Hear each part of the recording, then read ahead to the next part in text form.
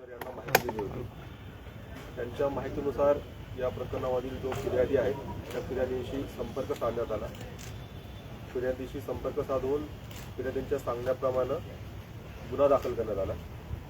या प्रकरणामध्ये जे फिर्यादी आहेत त्या फिर्यादींची आणि त्या आरोपींची नाशिकमध्ये ओळख झाली आणि त्यांनी त्यांना कुंभमेळ्याच्या कामासंदर्भात काम देण्याचं आश्वासन दिलं, खोटं आश्वासन दिलं आणि या संदर्भात त्यांनी बनावट वर्क ऑर्डर तयार केल्या.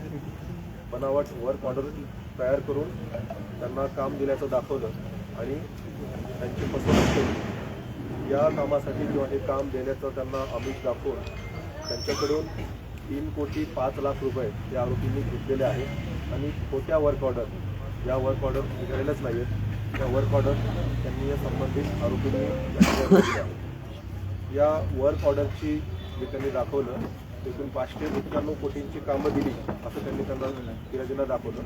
परंतु या प्रकारचं कुठलंही वर्क ऑर्डर नसताना, कुठलेही टेंडर नसताना फिर्यादींची या आरोपींनी फसवणूक केली आहे. फसवणूक करून त्यांच्याकडून खोटे त्यांना वर्क ऑर्डर दिल्याचं दाखवलं, त्यांना खोटे डॉक्युमेंट्स बनवून दिले आणि त्यांच्याकडून 3,05,00,000 रुपये घेतले म्हणून 3 गुन्हे दाखल करण्यात आलेले आहेत आणि या 3 गुन्ह्यांमध्ये 2 आरोपींना अटक करण्यात आलेली आहे. पोलीस तपास सुरू आहे. सर, आरोपी कुठले काय राहणार? हे आरोपी जळगाव जिल्ह्यामधील ग्रामीण आरोपी आहेत, त्यांना अटक करण्यात आलेली आहे. ताब्यात 4 लोकांना घेतलं अशी चर्चा होती. सर, गुन्हे दाखल कुठे? हे गुन्हे तीनही गुन्हे आहेत. तिन्ही गुन्हे नाशिक शहरामध्ये नाशिक रोड पोलीस ठाणे इथे गुन्हे दाखल करण्यात आलेले आहेत. अटक करण्यात आली. सर, एकूण किती बनावट निविदा यांनी काढलेल्या आहेत? म्हणजे आता किती निविदा या प्रकरणामध्ये ऑर्डर काढलेल्या आहेत? एकूण ज्या वर्क ऑर्डर आहेत त्या 5 वर्क ऑर्डर समोर आतापर्यंत आलेल्या आहेत आणि या 5 वर्क ऑर्डरची किंमत साधारणतः त्यांनी कागदावरती दाखवलं आहे ते 591 कोटी असं त्यांनी दाखवलेलं आहे. या खोट्या वर्क ऑर्डर्स आहेत. सर, पण ही कामं नेमकी कोणती होती? म्हणजे ही कामं हाऊसकीपिंगची कामं, पोलीस अधिकारी कर्मचाऱ्यांना जेवणाची सुविधा देणं, बेडशीट, बकेट, मग पुरवणं, हाऊसकीपिंगची आहेत, लंच आहे, पाणी पुरवठा आहे, अशा हाऊसकीपिंगची कामं ही त्यांनी कामं कागदावरती दाखवली होतं आणि बनावट वर्क ऑर्डर तयार केलं आहे. सर, एकूण किती आरोपी आहे? 2 आरोपींना याच्यामध्ये अटक करण्यात आलेली आहे आणि अजून कुणी आरोपी आहेत का त्याची तपास सुरू पण काही आरोपींची काही चौकशी वगैरे चालू आहे? आहे. त्याच्यामध्ये अजून चौकशी सुरू आहे आणि चौकशी आमची अजून किती आरोपी आहेत ते निष्पन्न होईल. सर, काही दिवसापूर्वी काय डिव्हिजन मध्ये कुठे सर्व्हिसला आहे का ते आरोपी? या आरोपींचा आतापर्यंत कुठली गुन्हेगारी पाठवली असल्याचं दर्शनास आलेलं नाही, तरी आणखी पुढील तपासामध्ये अधिक यांचं बॅकग्राऊंड काय आहे सर? कोण आहे ते? हे त्यातील एक आरोपी फोटोग्राफर आहे आणि इतर आरोपी जे आहेत ते देखील किरकोळ प्रकारची कामं करतात.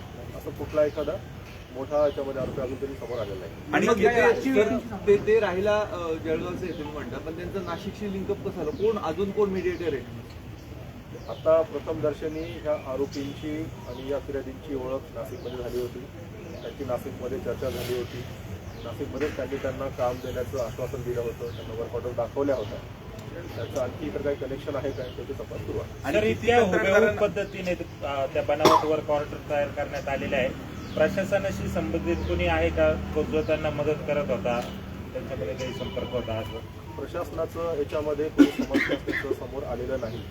अजून तरी हे आरोपी फसवणूक केली असं स्पष्ट होत आहे. तरी देखील आणखी पुढील तपास सुरू आहे. तपासांना सर, काही दिवसापूर्वी विभागीय आयुक्तांनी पण अशा स्वरूपाची तक्रार केलेली होती, त्याचा आणि याचा काय संबंध आहे? ही घटना आणि ही घटना प्रथमदर्शनी वेगळी वाटते.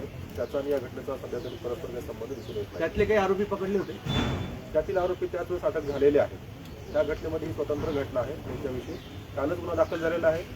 2 आरोपीच्या मध्ये अटक झालेले आहेत. पुढील तपासामध्ये अधिक बाबी आणखी स्पष्ट होईल. ट्रान्झॅक्शन कसं झालं पैशात? त्यांनी त्यांना अकाउंटवर त्यांना पैसे दिलेले आहेत, खात्यावर त्यांना त्यांचे पैसे पाठवलेले आहेत. सर, या ज्या बनावट वर्क ऑर्डर होत्या तर त्यांनी कशाच्या पद्धत म्हणजे कशाच्या सहाय्याने बनवण्यात आल्या? कशाचा वापर केला? त्यांनी त्यांच्या शहरातीलच एका कम्प्युटर सेंटरवरती या बनावट वर्क ऑर्डर तयार केलेले आहेत. त्याच्यामध्ये आतापर्यंत असं स्पष्ट झालेलं आहे. आरोपी आणि कुंभमेळा मंत्रींचा काही संबंध असल्याचं त्यांनी भासवलं होतं. नाही, याच्यामध्ये त्यांनी फक्त सांगितलं होतं की आमच्याकडे असं कामाची माहिती आहे आणि ही कामं आम्ही तुम्हाला देऊ शकतो असं म्हणून त्यांनी त्यांना त्या बनावट वर्क ऑर्डर दिलेल्या आहेत. राजकीय पक्ष किंवा इतर कोणी मोठे अधिकारी किंवा कोणी पदाधिकारी यांच्याशी या आरोपींचा काही संबंध असल्याचं आतापर्यंत समोर आलेलं नाही. आणि सर एकूण किती कंत्राटदारांना त्यांनी वर्क ऑर्डर दिले होते? त्यांनी या प्रकरणामध्ये 3 आपण गुन्हे दाखल केलेले आहेत. तर 3 व्यक्तींना त्यांनी ह्या खोट्या वर्क ऑर्डर दिल्याचं समोर दिसून आलेलं आहे. आणि त्यांच्या लक्षात कसं आलं फसवणूक झाली आहे, हे खोटं आहे, हे कसं लक्षात आलं? परत आरोपी त्या फिर्यादींना कळाले की त्याचं अजून काम निघालेलं नाहीये, अजून या गोष्टीचं टेंडरच निघालेलं नाहीये. टेंडर नसताना कुठल्या गोष्टीची वर्क ऑर्डर निघू शकत नाही असं जेव्हा त्यांच्या लक्षात आलं. विभागीय आयुक्तांची सही कशी आहे त्याच्यावर? ज्या वर्क ऑर्डर आहे त्याच्यामध्ये डिजिटल साईन आहे. डिजिटल साईननुसार त्यांनी ती वर्क ऑर्डर गेडम साहेबांच्या सही आहेत डिजिटल सिग्नेचर आहेत कोणाची? ते तुम्हाला मी शेअर करतो. आरोपींची नाव आरोपींची नावं प्रेसमध्ये नमूद केली आहे ते तुम्हाला. तरी एकदा सांगितलं तर बरं होईल. त्याच्यामध्ये जे 2 आरोपी अटक झाले आहेत तर एकाचं नाव आहे तनय अनंत महाजन. दुसरा जो आरोपी अटक आहे त्याचं नाव आहे नरेंद्र तोताराम महाजन.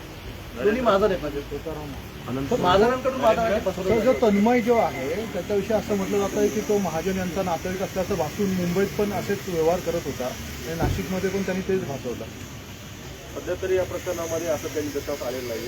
सध्या या प्रकरणामध्ये कोणत्याही मोठ्या व्यक्तीचा, अधिकाऱ्याचा, पदाधिकाऱ्याचा काही संबंध किंवा त्यांच्याशी काही संबंध आरोपींचा असल्याचं समोर आलेलं नाही. तर आरोपी म्हणजे जागेवर मिळून आले का त्यांचा शोध कसा घेतला गेला? आरोपींचा शोध घेण्यात आला. आरोपींची माहिती मिळाली. आरोपी स्पेसिफिक ठिकाणी होते. त्या ठिकाणी पत्र पाठवण्यात आली. तिथून आरोपींना अटक करण्यात कुठे कुठे आरोपी कुठे अटक केले? तपासात आम्ही परत स्पष्ट करू. सध्या या गोष्टी तपासाच्या अनुषंगानं सध्या सांगतो. म्हणजे अजून काही अटक होऊ शकते का? तपासामध्ये निश्चितच अजून त्याच्यामध्ये आपण असं सांगू शकत नाही की फक्त 2 प्रकरणावरती आरोपी थांबतील किंवा 2 आरोपी प्रकरण थांबतील. तपासामध्ये आणखी ज्याप्रमाणे पुरावा मिळेल, ज्याप्रमाणे आरोपी स्पष्ट होतील त्याप्रमाणे कारवाई केली. सर काही जप्त केले आरोपींकडनं आतापर्यंत काही मिळून आले त्यांच्याकडे? अजून तरी काही जप्ती नाहीये कारण कालच गुन्हा दाखल झाला आहे. कालच आरोपीला अटक झालेली आहे. अजून तपासासाठी ते प्राथमिक स्टेजला पुढे त्यामध्ये आणखी डेव्हलपमेंट होईल. सर एक हिंदीमध्ये कुंभमेळ्याच्या कोट्यवधींची कामं, तर अजूनही कुंभमेळ्याची कोट्यवधींची कामं बाकी आहे. आपण प्रशासनाला नेमकं काय आवाहन करणार आहे का वर्क ऑर्डरच्या संदर्भात देताना किंवा काही? या संदर्भात प्रशासनाच्या ऐवजी जे कंत्राटदार आहेत तर कंत्राटदारांनी काळजी घेतली पाहिजे. जेव्हा कंत्राटदार एखादा वर्क ऑर्डर किंवा काम घेण्याचा प्रयत्न करतात तर त्यांनी खरोखर हे काम निघालं आहे का, याची निविदा झाली का, तर त्यांनी त्रयस्थ कुठल्या व्यक्तीशी संपर्क न साधता त्यांनी जे प्रशासनिक अधिकारी आहेत त्यांनी त्यांच्याकडे संपर्क साधला पाहिजे आणि त्यांनी तिथून व्हेरीफाय केलं पाहिजे की खरोखर या प्रकरणाची या कामाची ऑर्डर निघाली आहे काय, जेणेकरून त्यांची फसवणूक होणार. सर आणि फिर्यादींना काय सांगितलं होतं या आरोपींनी की हे पैसे नेमके कशासाठी घेतोय, ते कोणाला देतोय, कोणाच्या माध्यमातून काम आणतोय, त्याबाबत फिर्यादींनी काय सांगितलं? तसं अजून काही स्पष्ट नाही. आता फक्त हे काम तुम्हाला मिळवून देतो त्यासाठी त्यांनी ही त्यांना वर्क ऑर्डर दाखवली, त्याची वर्क ऑर्डर दिली, तर 3 कोटी म्हणजे जे आतापर्यंत 3 कोटी घेण्यात आलेले आहेत ते सगळं अकाउंटमध्ये घेतलं काही कॅश? हे सर्व 3 कोटी 5 लाख त्यांनी अकाउंटमध्ये घेतल्याचं. मग ते आता रिटर्न नाही झाले का? आता जस्ट प्रायमरी स्टेजमध्ये आहे. कालचंच प्रकरण आहे, कालचंच गुन्हा दाखल आहे. तपासाच्या एकेका टप्प्यानुसार पुढे पोलीस चालू. तर मागच्या गुन्ह्याची आणि ह्या गुन्ह्याची काही लिंक नाही आहे? मी सांगितलं आतापर्यंत या गुन्ह्याची काही आपसात लिंक आहे असं दिसत नाही.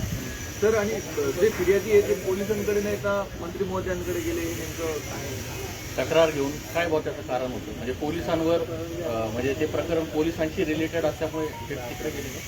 त्याविषयी तपासामध्ये सर हिंदी म्हणतात सर याच्यात तिसरा आरोपी पण एक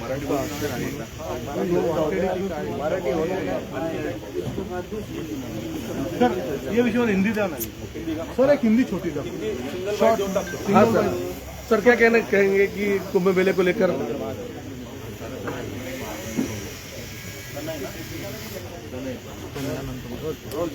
रोल सर क्या मामला है फेक वर्क ऑर्डर बनाने का जो मामला है उसमें ठगी कैसे इन्होंने की है और कितने अरेस्ट है? माननीय मंत्री महोदय गिरीश महाजन जी इन्होंने एक दिन पहले इंफॉर्मेशन दी थी. कुछ लोगों ने डुप्लीकेट कुंभ मेला के काम के वर्क ऑर्डर देकर ठीक किया.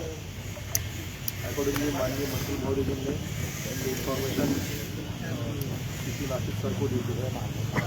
उसके बाद इस प्रकरण में जो उनको ठगा गया था, जिनके साथ चीटिंग हुई, उनसे कॉन्टैक्ट किया गया. उससे संपर्क करके उन्होंने इस मामले में शिकायत दर्ज की.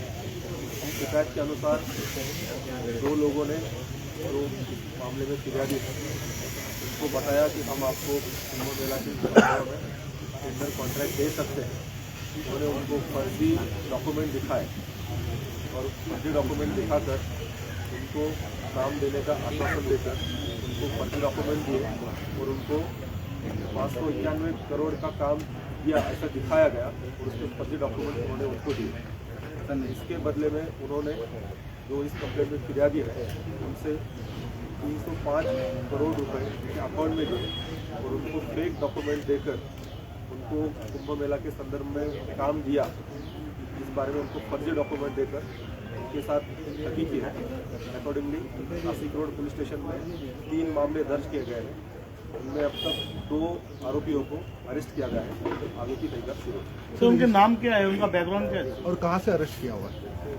ये जो एक्यूज है इनको उनका जो नाम है तनय अनंत महाजन और नरेंद्र तुकाराम महाजन ऐसे ये नाम है, तो इनको अलग अलग जगह से हिरासत में लिया गया है। सर उनका बैकग्राउंड क्या है? उनका कोई बड़ा बैकग्राउंड नहीं है, नॉमिनली नॉर्मल टाइप के लोग हैं, जैसे कोई बड़े किसी से संपर्क में नहीं है। सर ये लोग माना जाता है कि ये लोग झांसा दे रहे थे कि हमारे कॉन्टैक्ट से, मंत्री महोदय से कॉन्टैक्ट से, और फिर ये लोग कॉन्ट्रैक्टर को ठगी करते थे, ऐसा कुछ सामने? कल ही इसमें मामला दर्ज हुआ है। अब तक इतना ही सामने आया कि इन लोगों ने जो इसमें फिरियादी है उनके साथ ठगी की गई है। अभी इन्होंने इसके बारे में और तहकीकात की जाएगी कि किसका सफा ले रहे हैं। बांग्लादेश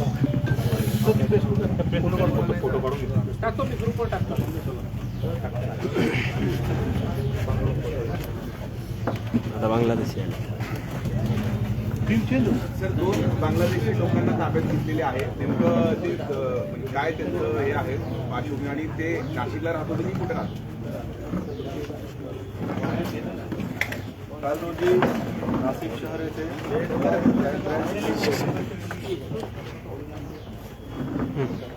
काल रोजी क्राईम ब्रँच पोलीसच्या पथकाला माहिती मिळाली की एक पुरुष आणि स्त्री जे बांगलादेशी आहेत ते अवैध मार्गाने भारतामध्ये आलेले आहेत आणि ते व्हाया नाशिक पुढे पुण्याला जाणार आहेत अशी त्यांना खबऱ्यामार्फत माहिती मिळाली। या माहितीनुसार क्राईम ब्रँच युनिट 2 पथकाचे तोडकर व त्यांची टीम यांनी नाशिक रोड रेल्वे स्टेशन येथे सापळा लावला। त्यांना मिळालेल्या माहितीप्रमाणे त्यांनी एक पुरुष व एक महिला त्यांना ताब्यात घेतलं। यांना ताब्यात घेतल्यावर असं लक्षात आलं की त्यांच्याकडे बांगलादेशी ते रहिवासी असल्याचे त्यांना त्यांच्या मोबाईलमध्ये त्यांच्यासोबत पुरावे सापडले। या पुराव्यानुसार ते निष्पन्न झालं की ही व्यक्ती बांगलादेशी आहेत आणि हे बांगलादेशमध्ये मधून येऊन पुण्याकडे जात आहेत। यावरून या 2 व्यक्तींना ताब्यात घेतलेला आहे, त्यांच्यावरती गुन्हा दाखल करण्यात आलेला आहे आणि त्यांना काल अटक करण्यात आलेला आहे। त्याच्यामध्ये पुढील तपास सुरू आहे। सर मूळचे राहणारे कुठले होते, इथे कशासाठी आले होते, किती वय आहे? हे दोघेही आहेत, हे तरुण आहेत, पती पत्नी आहेत। ते बांगलादेशवरून निघाले होते आणि ते पुण्याला जात होते असं प्रथमदर्शनी दिसतंय। ते पुण्याला नेमके कुठे कुणाकडे जात होते आणि ते बांगलादेशवरून कुठून आले त्याच्याविषयी आणखी तपास सुरू आहे। नाशिकमध्ये कुठे राहिले होते, कोणाकडे? त्यांना नाशिकमध्ये त्यांचा राहण्याचा उद्देश नव्हता असं दिसतंय। बाय ट्रेन ते नाशिक रोडपर्यंत आले होते आणि इथून ते परत बाय बस पुण्याला जाणार होते। त्यांना नाशिकमध्ये राहायचं नव्हतं, त्यामुळे नंतर नाशिकमध्ये येतानाच आपल्याला माहिती मिळाली की ते नाशिकमध्ये थांबणार आहेत आणि स्टेशनवरती उतरणार आहेत। त्याप्रमाणे त्यांना स्टेशनवर आपण ताब्यात घेतलं। सर त्यांची नावं काय? त्यांची नावं जी आहेत मोहम्मद साकिब मुल्ला एका व्यक्तीचं नाव आहे, जी त्यासोबत महिला होती तिचं नाव आहे नाहिदा बादशाह मुल्ला। सर कोणी मीडिएटर वगैरे आहेत त्यांना इथं? सद्यस्थितीमध्ये अजून असं काही स्पष्ट नाही, तपासामध्ये सर्व स्पष्ट होते। सर नाशिक रोड पोलिसांनी पण एक कारवाई केली होती, वेषांतर करून काही आरोपींना चोरीच्या घटनेत आरोपींना पकडलं, नेमकं काय आहे? याविषयी स्वतंत्रपणे प्रेस सर 15 ऑगस्टच्या पार्श्वभूमीवर हे बांगलादेशी पकडले, तर तसं काही कनेक्शन समोर येत आहे का वेगळं? प्रथमदर्शनी असं काही दिसत नाही। ते नॉर्मल जे बऱ्याचदा आपण बघतो की काही उपजीविकेसाठी किंवा कामासाठी त्या प्रकारचं आतापर्यंत दिसतं, तरी आपण त्यामध्ये तपास केला जातो। हिंदी एक छोटा यस सर. बांग्लादेशी नागरिक पकड़े गए हैं, कैसे पकड़ा और उनका रोल क्या था यहाँ आने का, और ये लोग कैसे आए थे? कल क्राइम ब्रांच यूनिट जो नासिक शहर के टीम के एकेएसपी दीपक तोड़कर इनको इन्फॉर्मेशन मिली कि एक पुरुष और एक महिला जो कि बांग्लादेशी है, उनके पास कोई इंडियन डॉक्यूमेंट नहीं है और इंडियन नहीं है, फिर भी वो गैर तरीके से इंडिया में आए हैं और वाया नासिक रोड पुणे जा रहे हैं, जिससे उनको इन्फॉर्मेशन मिली थी। अकॉर्डिंगली पुणे रेलवे स्टेशन के करीब दो की टीम ने वहाँ पर अरेंजमेंट की और वो वहाँ पर आते ही उनको हिरासत में ले लिया गया। उनको हिरासत में लेने के बाद उनके मोबाइल में उनके साथ में वो बांग्लादेशी होने के वहाँ पर कुछ सबूत मिले हैं। उनके पास बांग्लादेशी बर्थ सर्टिफिकेट है, बांग्लादेशी नेशनल कार्ड उनके पास है, बांग्लादेशी सिम कार्ड भी उनके पास है। ये व्यक्ति गैर तरीके से इंडिया में आए थे और पुणे जा रहे थे। कोई भी विदाउट एनी डॉक्यूमेंट इलीगल तरीके से दो बांग्लादेशी व्यक्ति इंडिया में आने की वजह से नासिक रोड स्टेशन के पास इनको हिरासत में ले लिया गया और इनके ऊपर शिकायत दर्ज की गई, उनको अरेस्ट किया गया है। आगे की देखकर शुरू हो गया।